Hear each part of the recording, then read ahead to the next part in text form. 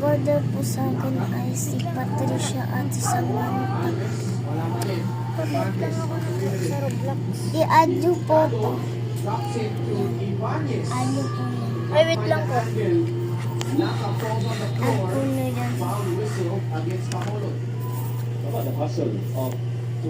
Admin nyo po yan. Ulam adobo. 19. Ulam adobo daw po. 19. Ito po yung kay Samantha. You talk about when you consider points per possession. Sure, you got guys inside the paint, Fox, yeah. Might as well go to one of your better shooting threes and make a spot. 47 seconds left in the first. Ala, may ginagawa ako. Nasaan na yung orange? Over Cervantes. On the rebound for Arvin Wingas. Rebound number 7 to go along with 10 points. 2 for 1 here. Catching it up top.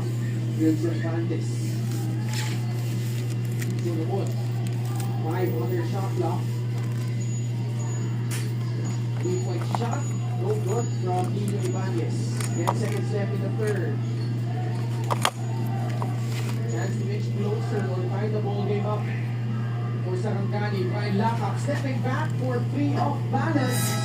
Then get that one to fall, and that will end a very competitive third quarter. Well, clearly, both teams wanting to compete in this third quarter after a great show by Bacolod. And right now, this is pretty much as close as it gets.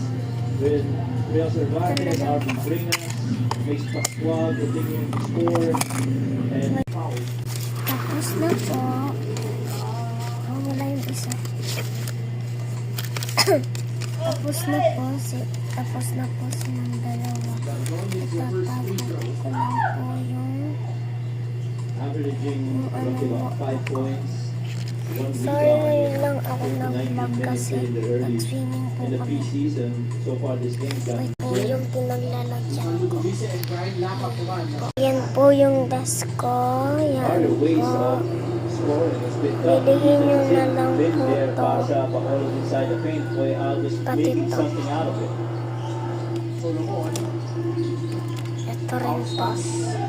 Julian Pauzon will finish through contact plus a foul. Wait po. Like what they always say, Thank you for watching.